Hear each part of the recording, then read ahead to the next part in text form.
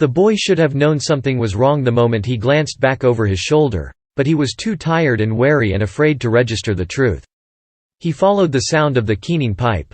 Its unfamiliar melody, absurdly cheerful, jarred him from the carnage.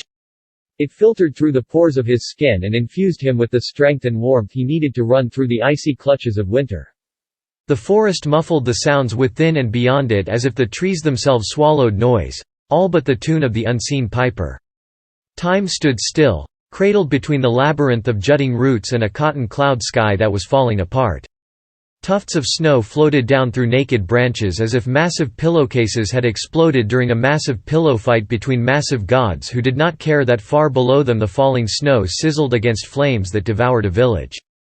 "Run," his mother had rasped, pushing him through the back door of their home, the door that led to the chickens and pigs, and he'd run until he'd fallen, slipping in the snow and in the refuse of the squealing animals, his vision fractured by his tears. He turned back then, ashamed to have run, ashamed to have left her, even though she no longer quite looked like his mother. Once she'd been beautiful, the belle of the village, people said. Then the red blotches appeared, lesions that began on her arms and spread across her chest and throat, an army of ants beneath her skin that disfigured her face and body. She did not cry out when she cut a finger or burnt her hands in the kitchen. Her once lush hair fell from her scalp like shorn wheat, littering the floor in clumps.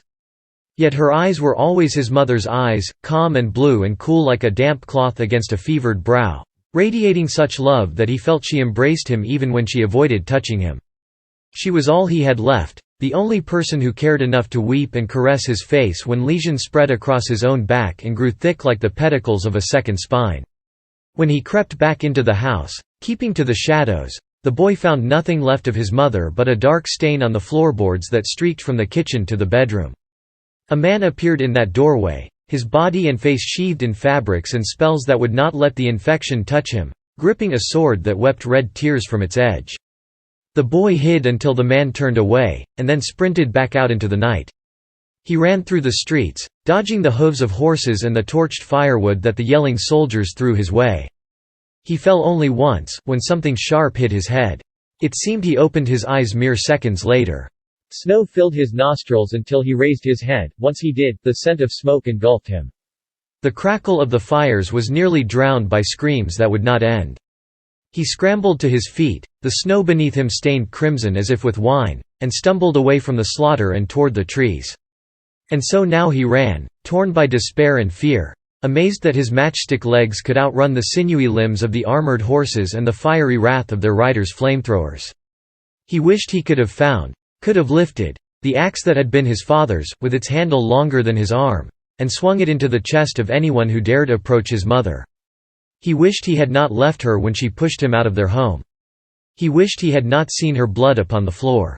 He wished someone would have come to their village to cure instead of to eradicate. The forest echoed with the shrieks of women who fought and bled as gloved soldiers dragged them through the streets and pushed them into burning homes, of men as their hands, along with the pitchforks or knives they held in them, were severed by swords whetted on the bones of prior villagers, of children who collapsed when those who chased them flung torches at their backs. And above all this, the haunting croon of a pipe, promising all that a hurt little boy could desire, and so to that piping this little boy fled. The more he ran, the stronger he felt. When he could no longer hear the screams and the flames, the boy realized what the song said, even though there were no words. It spoke of melted snows and rays of sun that embraced all whom they touched like warm knit sweaters. It spoke of a father who opened his eyes as color filled his cheeks and laughter spilled from his mouth. It spoke of a mother whose skin was smooth and soft and smelled of vanilla and kneaded bread. It spoke of brothers and sisters who danced and teased and loved and lived, who picked him up when he scarred his knees and told him stories when he could not sleep. It spoke of a world where bad things couldn't come, where he could be free to grow old and weathered and well loved like the most kindly of grandfathers. The boy ran faster, fast enough that it felt like he flew, anxious to get to the world the song spoke of. He even began to catch glimpses of the piper through the trees. Though he scampered and danced as he played his pipe, he appeared sometimes before, sometimes behind, and sometimes beside the boy. He wore a black hooded cloak that hid his face. Beneath it his clothes were pied, a patchwork of vibrant color impossible to miss whenever the wind whipped back the cloak. His pipe and fingers were white, of bone. And just like the boy, he left no footprints in the snow.